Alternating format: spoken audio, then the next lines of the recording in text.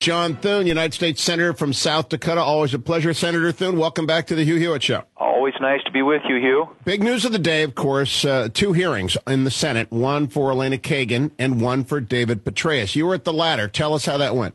He did, as he always does, a great job. I think that the concern that many of us have is whether or not the administration is going to support him if, in fact, a year from now he says the conditions don't warrant a withdrawal. I think that what we need to make sure is that politicians in Washington aren't making decisions about in the field when it comes to our generals and allowing them to exercise their best military judgment about how to win wars. And that's, I thought the general did, as he always does, a marvelous job responding to questions today. But the question about whether or not this deadline a year from now is a hard deadline or not is hard to get an answer to, because I don't think he can speak for an administration that has made some pretty bold statements about withdrawing at that time. Now, I will be playing more of his opening statement later in the program. I played a little last hour, but it's hard for me to get my arms around whether or not you feel, the members of that committee voted to send his nomination forward, obviously,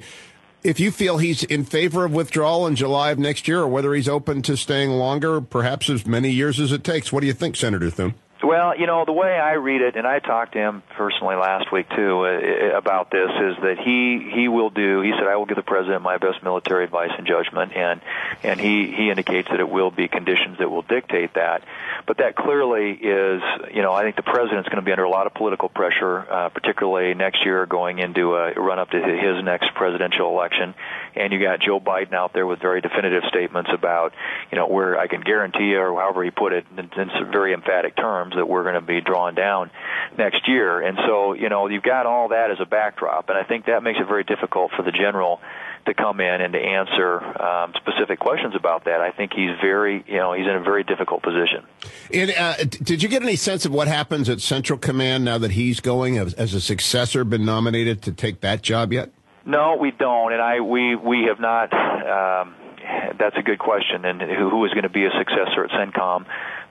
Because that's an important position as well, and we don't know the answer to that yet. What about availability? One of the things that was odd about General McChrystal was he was so infrequently on the Hill talking to committees like yours. Do you expect General Petraeus to be more available or be made more available by the administration? My guess is that they know he provides, I think, great cover for the administration because he has a lot of support on Capitol Hill. People really do trust his military judgment, and my guess is we may be seeing some more of him, although, as I said before, I think it would be better if we had him in Afghanistan in the field where he can do what he does best, and that's lead our troops to victory. So I hope that it doesn't become a question of him being asked by the administration to be spending a lot of time in Washington, D.C., but I do think that as we get into next year and this deadline starts to approach, the pressure is going to grow on the president, it's going to grow on his administration.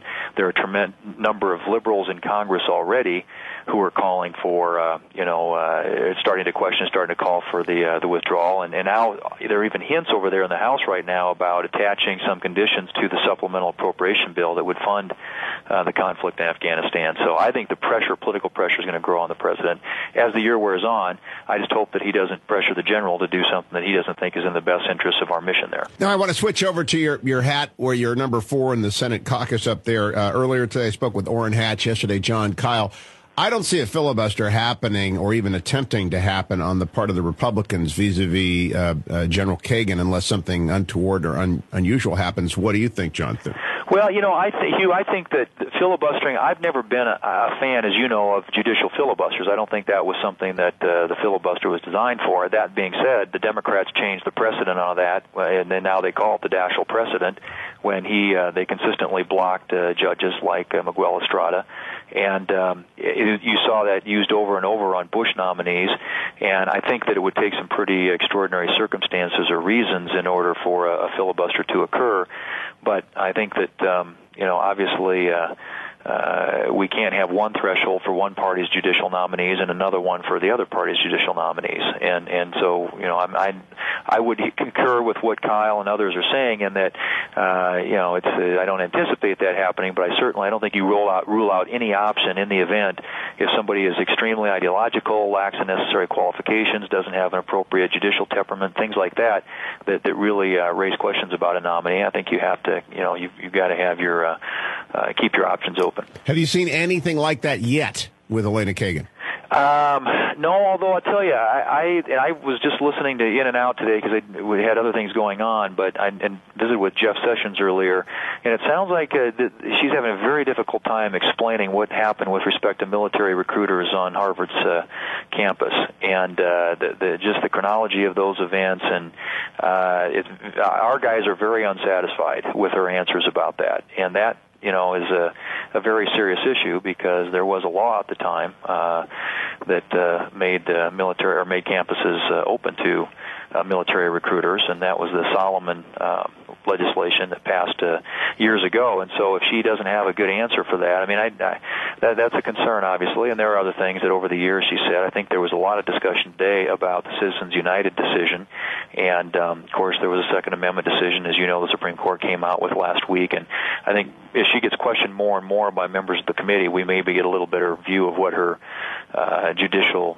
temperament's going to be, and I think we need to drill down and figure that out before any of us make any decisions. Speaking of Citizens United, last week the House passed the Disclose Act, which carves out special rules when it comes to campaign finance disclosure laws for big labor and for the NRA and others. What do you think of the prospects of the Disclose Act getting through the Senate, John Thune? I hope we can defeat it, Hugh. We need to have 41 votes against that. That is such an attempt by the Democrats to influence this fall's elections. They want to get this thing passed. They want to get it implemented so they can influence November elections, and they totally want to tilt the playing field in their favor.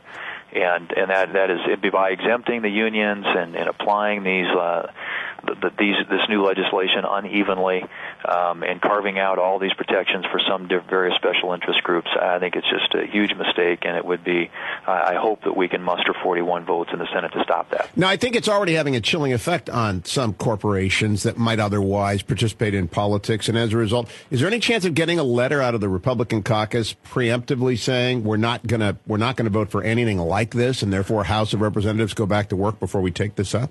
That's a good part. That's something we need to discuss, whether or not we could get 41 Republicans to sign that letter. But it certainly would put us on the record, and it would also send a message to the House and to the Democrat leadership that we're not going to allow this thing to come up. I hope that we've got those 41 votes, but that would be one way of testing that theory. Next subject, I want to turn to something Senator Kyle said on the program yesterday. He was quiet about this, cautious, but nevertheless wanted to sound a note of concern that Democrats are talking about screwing around with the filibuster, John Thune. And I wrote about this morning. I got up early to write about it because I was thinking to myself, that would be radical. That would be extraordinary. Are you as concerned as Senator Kyle? Are those noises for real? I think that the Dems are there's some discussion about messing with the rules, and of course they would love, with this majority that they have right now, to be able to figure out a way to jam as much of their agenda through as possible. I can't imagine that there would be enough Democrats and or Republicans that would vote for changing that. That's something that's a time-honored precedent in the Senate. It's a way that you protect the rights of the minority, and the Senate, of course, was designed to function very differently than the House of Representatives. So but there are all these sort of murmurs and rumblings that are going on around here about different things that because of their frustration. I think right now they're very frustrated. They haven't been able to get more done, and they've got a very big government, expansive type agenda, as you know, that they're trying to implement here, and so they want to take full advantage of this majority while they have it. The market sold off again today dramatically. Consumer confidence at its low point, basically, in the last many, many years. What do your Democratic colleagues put this down to? They can't really be blaming Bush anymore, can they? Well, I think they do. Ironically, it's hard to feature, but they do have blinders on. I mean, they view the world very differently, and to them, the government's the answer. And so I think that their idea of stimulating the economy is creating more programs in Washington, D.C., and creating more Census Bureau jobs or whatever. But I think that is a fundamental just conflict and disagreement between us and them about what's the best way to create jobs in this country and grow our economy and restore consumer confidence. The one thing that you find right now with a lot of small businesses is they are not investing because of the uncertainty coming out of Washington. Is there going to be another energy tax? Are taxes going to go up next year on capital gains and dividends and everything else? A lot of uncertainty. John Thune, Senator from South Dakota. Always a pleasure. Thank you, Senator. I'll be